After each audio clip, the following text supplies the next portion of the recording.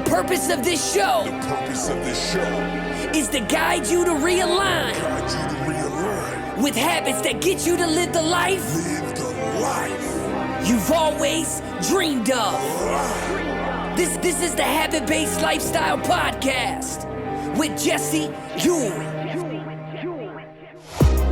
This is the Habit-Based Lifestyle, where you can access your full potential right now. Finally break free from destructive habits. That dream life, if you want it, you can have it. This is where you transform your health, mind, business, and relationships. Or do nothing and keep your life the way it is. But if you're ready for change, you're in the right place. This is where you're gonna learn how to live a habit-based lifestyle. You are tuning in to the Habit-Based Lifestyle Podcast with your host, Jesse Youre. This is the Habit-Based Lifestyle. Let's go. All right, guys, welcome back to the Habit-Based Lifestyle Podcast. I'm your host, Jesse Youre, and today we got a very special guest, Dr. Don Clum, who's a chiropractor, nutritionist, speaker, and he's also developed a population health program and, runs tons of virtual programs and coaching for several of his clients. So, hey, welcome to the show, man.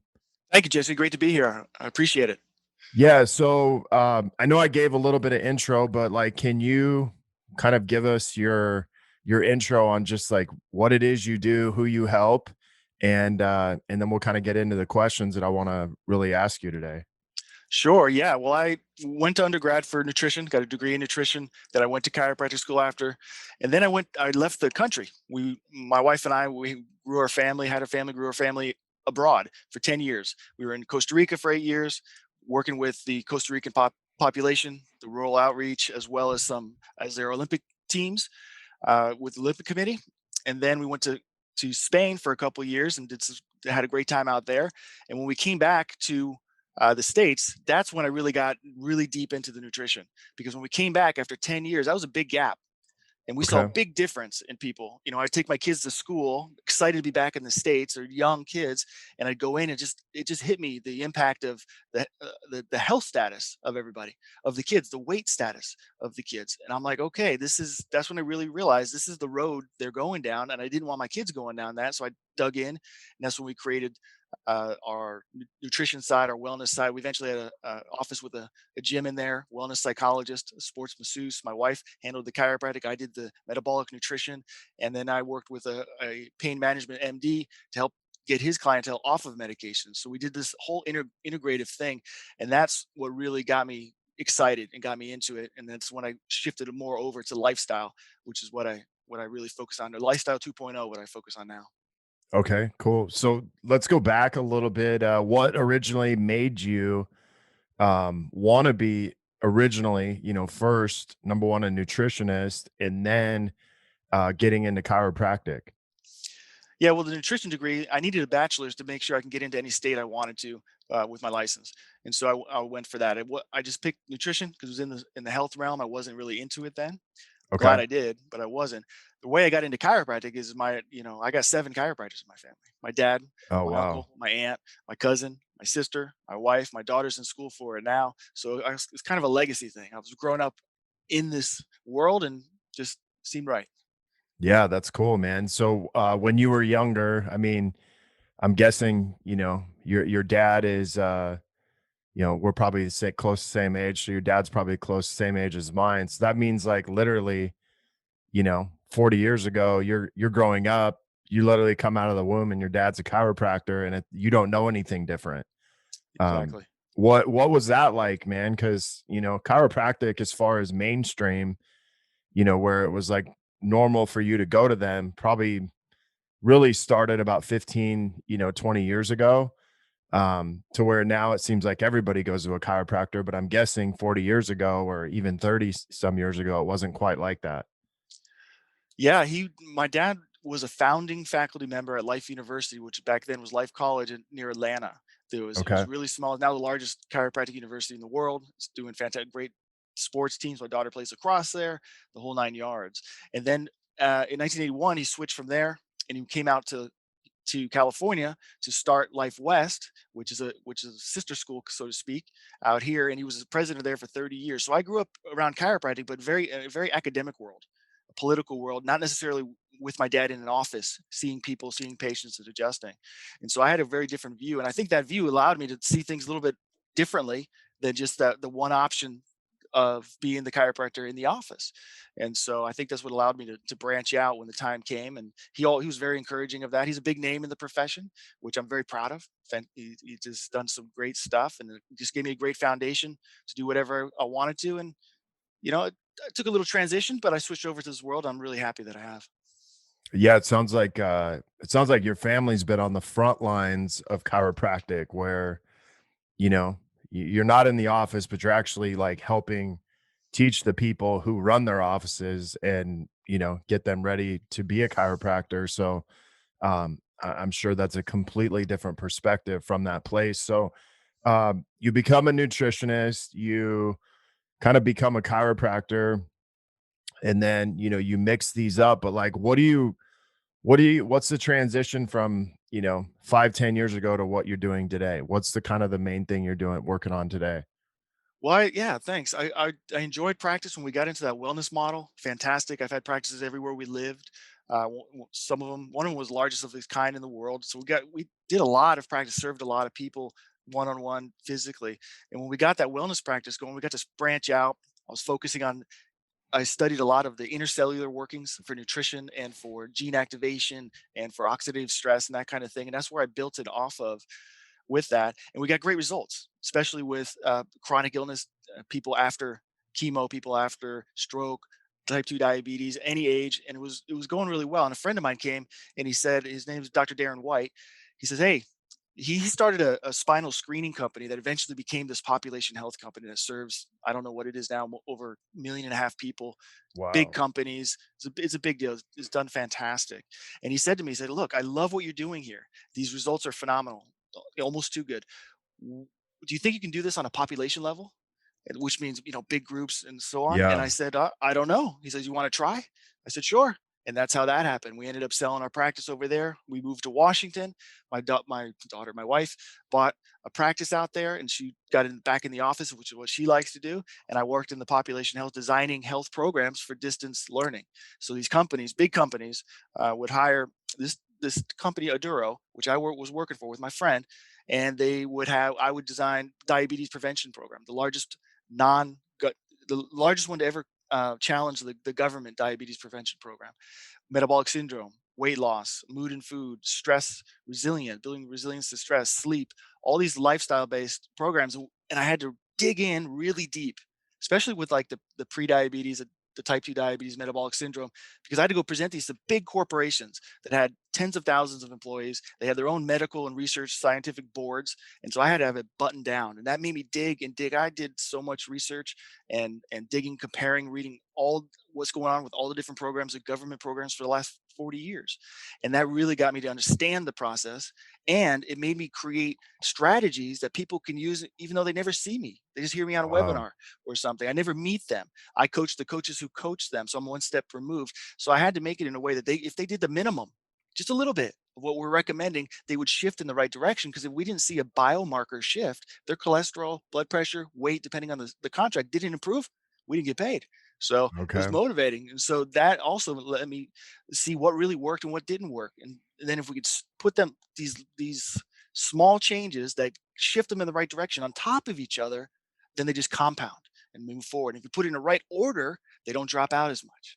Right. Okay. I know how to check them throughout the entire program. That's how I set up mine to do those what I call soft catches when I know they're vulnerable to drop out. Statistically, we have tons of it, right? We know what that is. And so I built that right in, put those strategies in, and I'm even able to do it even better one-on-one because you can push someone a little bit further. I get to talk to them, get to meet them, Sure. and so on, and get to customize it to what's going on with them and their goals. So So that's how it evolved. do you still have the population health program going? Oh, they do. Yeah, they do for They sure. do. They it's out. Those programs go out to tens of thousands of people a year, and they have great data on it. We have great year over year. We have some of the best year over year for the diabetes prevention program that's out there. No other company has changed all the different markers that we have. Most of them just get weight. They lose some weight, which is cool. I'm all for that. But ours shifted all the cholesterol, blood sugar, blood pressure, waistline, and weight. Wow. That's amazing. Yeah. So let me ask you this, like, obviously you're passionate about, helping people. You're passionate about, this from a global perspective, not just, individuals, but what are like the primary markers you're seeing today when people come to you? Like, what's the biggest health issue you're seeing kind of consistently? Or I'm guessing there's probably, three or four, but what There's are one. those? There's one. Insulin resistance is the number one health condition in the world, whether people are identifying it or not, whether doctors are approaching it or not, or even looking for it. It's the number one problem out there in our health. Period. So can you, obviously I know what this is, but let's just say someone's listening to this and they're like, well, I don't even know what that means, but could you Right. break that down at like a third grade level of what does that actually mean and how would someone know that they were insulin resistant? Sure. Yeah, insulin resistance is a, a the way the body adapts to its environment and starts to go down a path, right? It's the foundation. It's like a spectrum. Insulin resistance leads eventually to prediabetes, which eventually leads to type 2 diabetes. It leads to metabolic syndrome. We now know that heart disease is a cardiometabolic issue, which means it comes back to an insulin centric type of problem. So, insulin, when it's off, is throwing off our system, and over time it's breaking it down. It's the root of oxidative stress and inflammation. It can cause pain syndromes. It's the root of a lot of uh, our chronic diseases. We know about diabetes, we know about heart disease, but it's linked to cancers. It's linked to dementia. They're calling Alzheimer's type 3 diabetes because of the way insulin and blood sugar is being affected. And we take a different look at it. We look at insulin resistance and that whole spectrum from the hormonal causative side, not the blood sugar effective side, right? Medicine, and I go to conferences every year with the American Diabetes Association, endocrinologists, you name it, and the focus is always blood sugar, blood sugar, blood sugar, which I think is good because that can be a big problem. But it's like going to the American going to England and looking across the road, and we look the wrong way and we get nailed, right? Because they drive the other side of the road. I'm all for looking with I'm looking across the road, but I want to look both ways and go the safest way first. And if you look at both blood sugar and insulin, you see insulin is a driving factor. Insulin is the cause, blood sugar is the effect. When it gets real Okay. bad, yeah, that's an emergency. We got to deal with that. But when we can identify it early as insulin resistance, we can reverse it. And the way you know if you have it, there's some little tells you can do. If you got a recent blood test, for example, if your triglycerides are high, that means over 100, that means you got some insulin resistance going, because insulin is very well correlated with triglycerides. If you have low vitamin D, if you have anything less than 60, you're going down that road. If anything less than 30, you're in trouble. It's tightly connected. They're inversely related. One goes up, the other goes down. Okay. If you start to notice you're not changing that much weight, but your waist is changing, you're going up in pant size, the midsection for women, if you're over 35 inches around the belly button, and men over 40, that's a sign for insulin resistance. Blood pressure, high blood pressure, another one. High blood sugar, medically, fasting blood sugar in the morning between 100 and 125 is pre-diabetes. Over 125 is type 2 diabetes. I say anything over 87 is pre-diabetes, because you're going down a road, because at 87 is when the biomarkers start to kick in for the risks like heart disease and diabetes down the road. So not waiting till that point is really smart. So let me ask you this. This insulin resistance is kind of the thing. It sounds like it kicks off a lot of the other health issues that we have. What you're saying is like, hey, this is the real root cause of the issue, but the symptom of that is, irregular blood sugar or high blood sugar.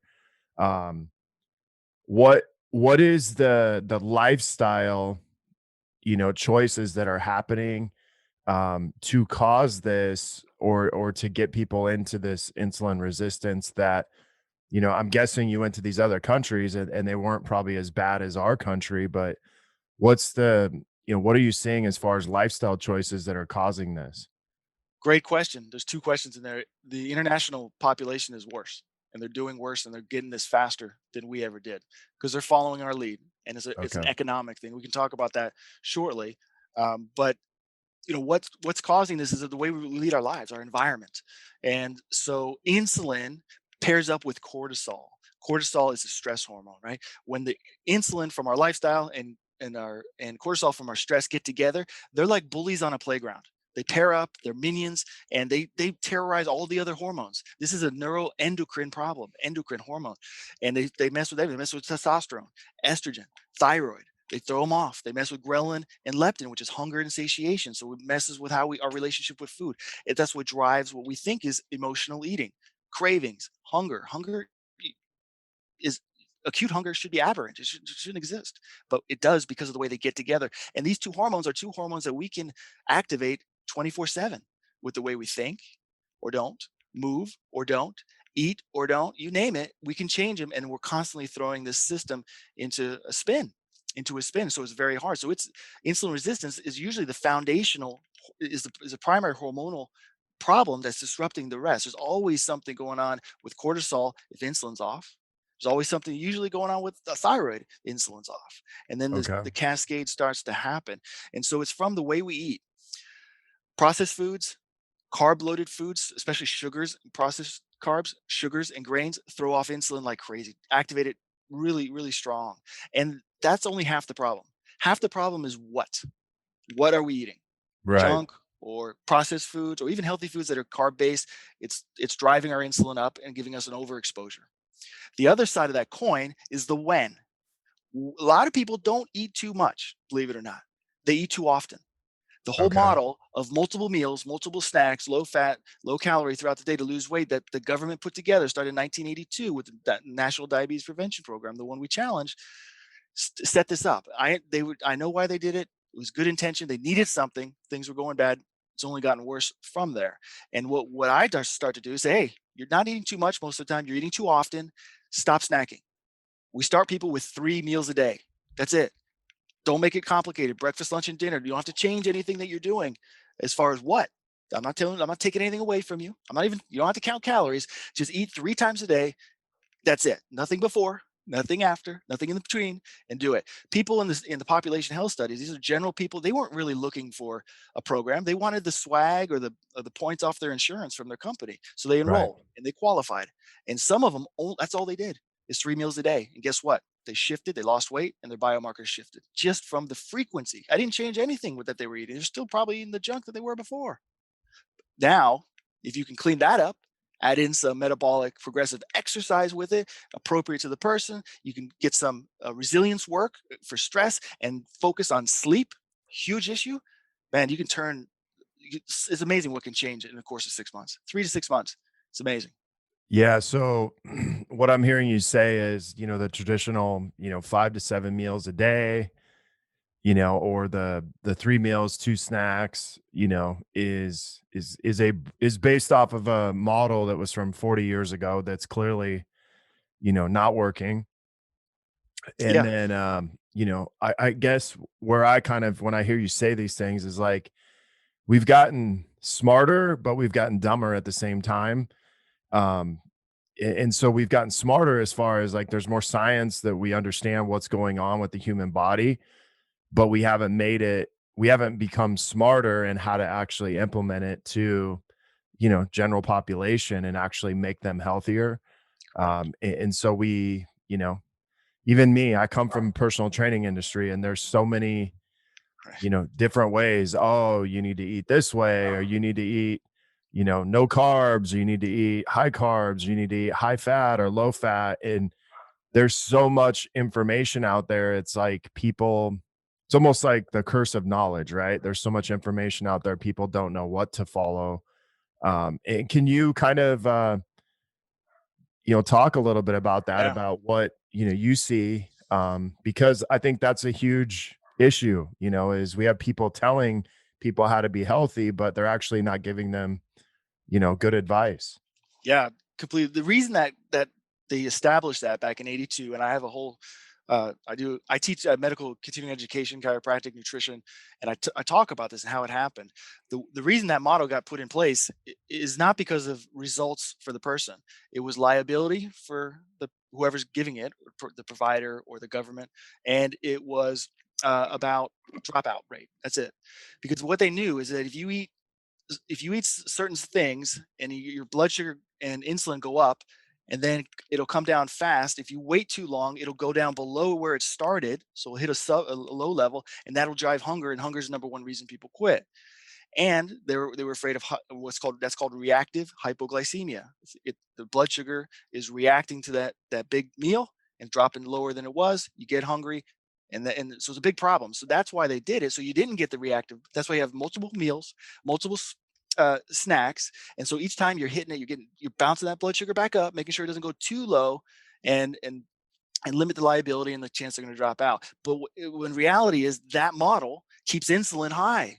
We have it over. Insulin does not come down as fast as blood sugar, and so over the day we just got this cloud of insulin that's going on, and we get resistant to it. Just like if you do the same workout every day, the same way, the same time, the same intensity, your body adapts. It won't do much for you. You got to change it up. But no, they do daily daily calorie restriction, low fat, and so on, and it drives their metabolism down. The body eventually goes, hey, you're not giving me as much. It's like if you get a pay cut, you don't spend as much. You don't got it, right? You budget. The Right. body budgets too, lowers that metabolism. People lose 10, 12 pounds, not a whole lot, and they want more. And then so what do? They cut more. And then the body adapts more. And then they say, this is ridiculous. It's not working. Go back to normal when their metabolism doesn't shift over. They're still getting paid. They're still getting the pay cut when they're going back to their old budget. That won't last long. And that's what's called yo-yo. That's the whole thing of yo-yo. So what we did is we switched and we looked at what's going on. And our program first addresses those hormones, insulin and cortisol. You can calm them down as you start to do the foundational steps. Then when you get to the harder things to do, cutting out meals or snacks or what have you, you're not driven by cravings, hunger, or emotional eating. At that point, people do just about anything. They're like, hey, whatever you want, doc. I'll eat cardboard. Can I have salt with that? It doesn't matter because you're not a captive to it anymore. And so, that the bathing in that, we break the insulin bath that we're sitting in, and we give the body a chance to recover first the hormone side, and then work on the metabolism as we go. And we got to actually fix that pathway, not just do a workaround like a lot of things do. We got to fix it, and we can't just lower blood sugar. We got to regulate. We got to get that insulin functioning better again. Otherwise, you can lower blood sugar with a drug, right? You can lower blood sugar with a supplement and a couple things pretty quickly. Week, 2 weeks, I can get people's blood sugar down. Does it mean that they're normal? Does it mean that they're functioning well? Does it mean that they're better? No. There's a lot of people out there, believe it or not, on medication or these blood sugar programs that were diabetic, lowered their blood sugar, think they're not diabetic, but they are, and keep going down that path, and they get all the same problems as someone whose blood sugar was out of control. Because 80% of the damage done in type 2 diabetes happens before that blood sugar gets in that range. They don't even know. And Wow. right now, like 54% of American adults are either pre-diabetic or type 2. 90% of them don't know it. That's a problem. How do can I think the big thing is people think that once you become type 2 diabetic or you have diabetes, you can't get rid of it. Um, is that is that true, or is that due to the drugs that they put you on that kind of keep you on those, and you never actually deal with kind of the root cause like you talked about? So everything's talked about through blood sugar, not actually through insulin, and how you actually combat that. Yeah, that's exactly right. In the traditional medical model, it's a progressive degenerative disease that doesn't get better. You just manage it. That's the way it is because that's their model. That's their tools. When all you have is a hammer, right? Everything's a nail, and that's their tool. It's like saying, I got an injury, I'm recovering, but it's going to be there forever, and there's nothing I can do about it. And if I accept Right. that, guess what? There's nothing I can do about it. But there's a lot of things we can do. We can get in shape. We can do things, and so on. And so if we focus on blood sugar, just managing that, we allow the other problem to fester and grow. And that's when heart disease is number one complication of this, right? Heart number one killer in the world. Boom. Insulin issues feed cancers as well, huge issue.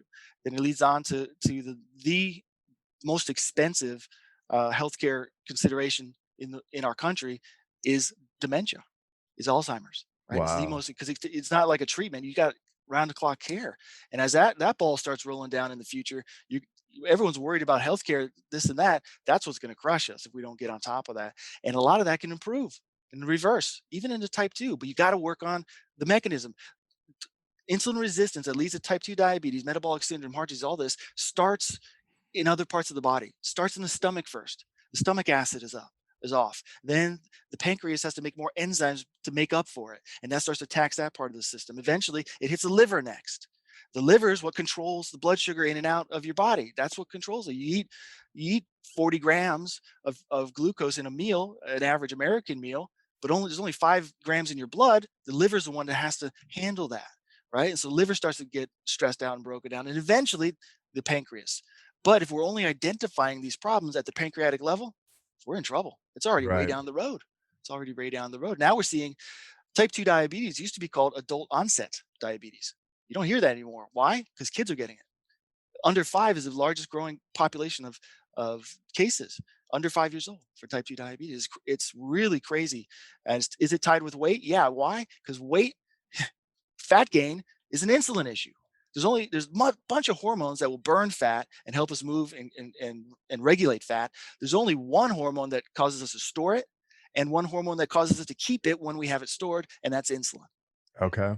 Insulin is the gatekeeper. It's not a blood sugar hormone like everyone talks about. That's one of the problems. It's an energy storage hormone. So why, let me ask you this, a lot of these, programs today, they're constantly having you measure blood sugar. But that's false in a sense of that's a false reading because it's really more about your insulin. It's like, well, what's happening with your insulin, not necessarily your blood sugar.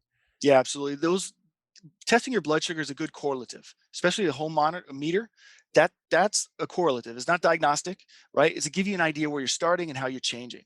And now there's continuous blood sugar monitors that people can watch their blood sugar all throughout the day. We're learning a lot from that. But you're right. The reality is there's not a test like that for insulin. You can go to your doctor if they even will run a serum insulin test to find out what that is, and some other tests that identify insulin resistance. You're very fortunate. You get that information. But yeah, if the blood sugar side, testing is not a bad idea. If you're high, you got to do some work, right? But the goal isn't just to drive down the number. You fix the mechanism, the number takes care of itself. Just like weight loss, people lose tons of weight. We have people that lose 65 pounds in 12 to 16 weeks on our program if they have the weight to lose, right? And it get tremendous weight loss, fat loss, because we measure the body comp, right? But it's not a weight loss program. That's the Okay. thing. You don't lose weight to get healthy. That's what I tell people. You get healthy to lose weight. And when your body's healthy, because that liver, remember that liver, that where this all starts? If the liver's bad, if the liver's got fat in it, if the liver's got trouble, it has to focus on itself. It can the fat from our body, just like the fat from our diet, gets processed through the liver. And if the liver's not doing well, it won't go through.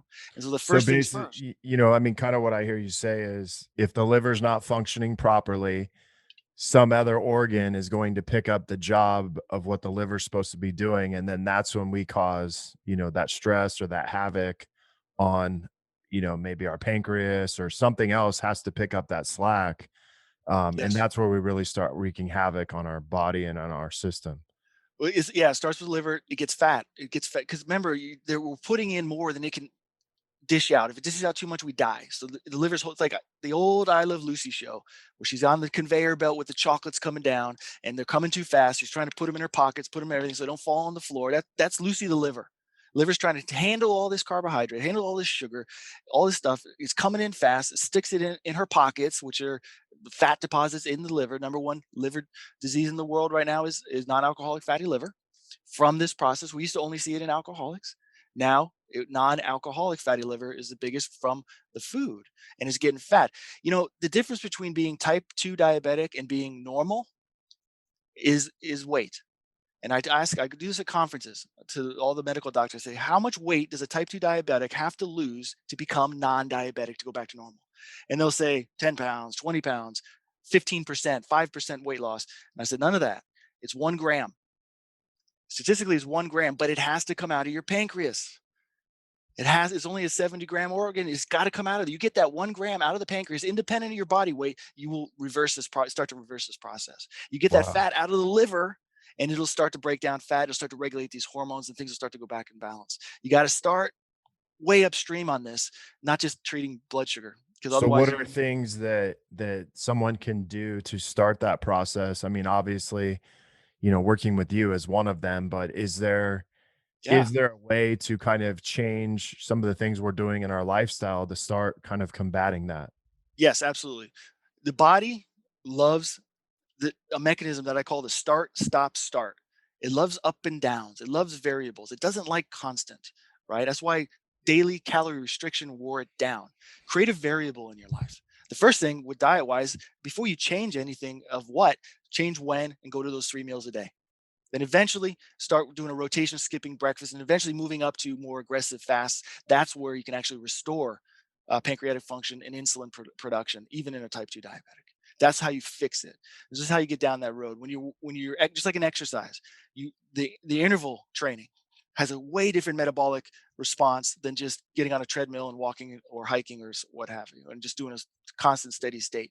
It's the variable up and down, up and down. So create the variables in your life. So 3 meals a day, some intensity training with variables is a great way to start. And then you work your way up to more aggressive, changing what you eat as far as quality of what I call an insulin friendly lifestyle. You want to have an Sure. insulin friendly lifestyle, learn what that is. There's a difference between an insulin index versus the glycemic index. There's some tools out there, and people can contact me if they want to do that. And so over time, you will go little by little, hormones will calm down first, then the metabolism will start to follow, and then the actual healing will follow behind that. Okay.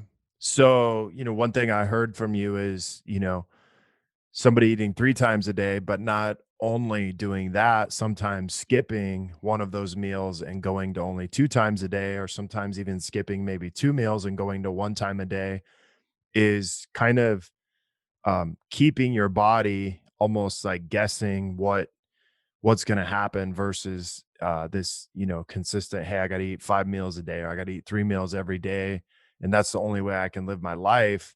What you're saying is like, no, sometimes it's good to fast for, I'm guessing 16 hours, 24 hours, um, A you know, week. a Goes week. yeah. I Yeah, it's that's exactly right. In my program, I have what I call the progressive fasting rotation calendar. I map out every week for 6 months, and it's every week is different as far as when to eat. Not and along the way, we work on what, and we address those hormonal and metabolic issues as we go. And it's about creating that variable. Some people we've been doing this for a long time. Before it was called intermittent fasting, before, you know, all this stuff is funny. And people will come to me and they've been doing intermittent fasting for a long time and they've plateaued or they've gone backwards or they still have some health issues and they wonder why I lost some weight. It did work well. It's because the body adapts. It'll adapt. It'll right. adapt to intermittent fasting. It'll adapt to 1 meal a day, just like we talked about with the workouts. It simply adapts. And if you keep it there, then it adapts. It builds workarounds. And then when you want to change that, you not only have to uh, get it to adapt, but you have to break down those workarounds again because it's those. It's just like you said, one part of the body doesn't do it, the other part makes it up, and now we're on a workaround, and we don't want that. So yeah, it's exactly right. Variable, variable, variable. Eventually, change your meals, you can change your sleep time or workout time. That the body likes that, makes it respond. And, I really kind of hear, like in fitness, in strength training, you have so many variables, right? There's intensity, there's, duration, and then there's obviously the easy one, which is always weight. Um, all those things always add variables. And so, really what I'm hearing you say is like, hey, fasting has variables, your nutrition, your diet, or whatever you want to call it, the way you eat has variables. Like make sure that you're using those because that is, really the key to continually getting your body guessing to what's next. And Yeah, 'cause that's survival. The body is an adapting machine, adapt or die, right? And so when it sees a reason to adapt, it jumps on that sucker really fast. And when you start to do things like fasting, it's a healthy stress.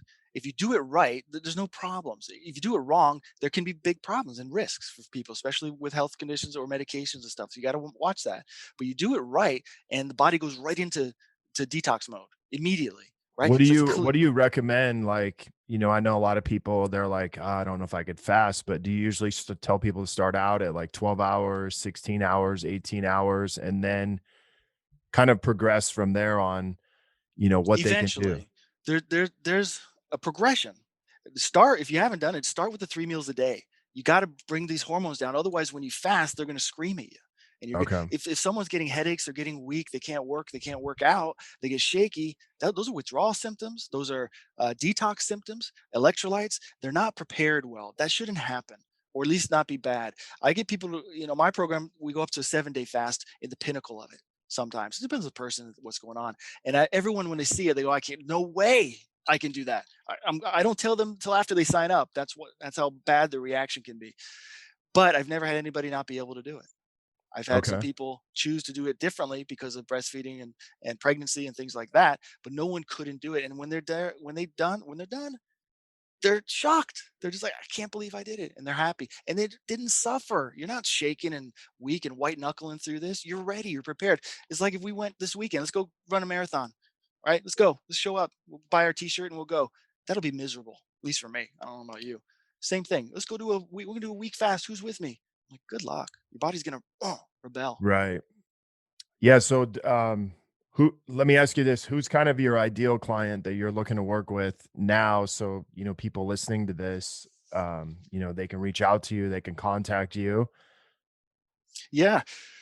Anybody, I recommend anybody come to my personal Facebook page. I got hundreds of posts on these topics all across the board. I have dozens of the medical teaching slides that I use as seminars, videos, podcast things. You can start with that to get educated. The people I work with mostly are what I call health enthusiasts and healthcare professionals. I work with the doctors, the nurses, the chiropractors, the trainers, you name it, all across the board, because we get it problems too. And I teach this as well. And then the other side of that coin is the health enthusiasts, people who they know a little bit more, they've been educated themselves, they tried some different things, they've got some experience, and they still want to balance some health issues. That's who I tend to get. Back when I was working population health, I worked a lot with the general public who really wasn't that proactive, wasn't really looking for it. And it's a hard shift because you have to do some stuff. You got to be committed to it. Time, money, effort, and you got to be nimble to make that change. And if you're not there, then there's not much I can do to help. For sure. Well, hey man, I really want to appreciate you for being on today. So Thank you. much value in this. And what's really cool is a lot of the things you recommend are really simple. But if you want to take a deeper dive into it, obviously, working with Don and having someone be accountable to you is a super powerful way for us to get results. So thank you so much for being on, man. And My pleasure. Thanks for having me. yeah, looking forward to working with you. Sounds good. Me All right, too. man. Talk soon. Thank you. The purpose of this show is to guide you to realign with habits that get you to live the life you've always dreamed of. This is the Habit-Based Lifestyle Podcast with Jesse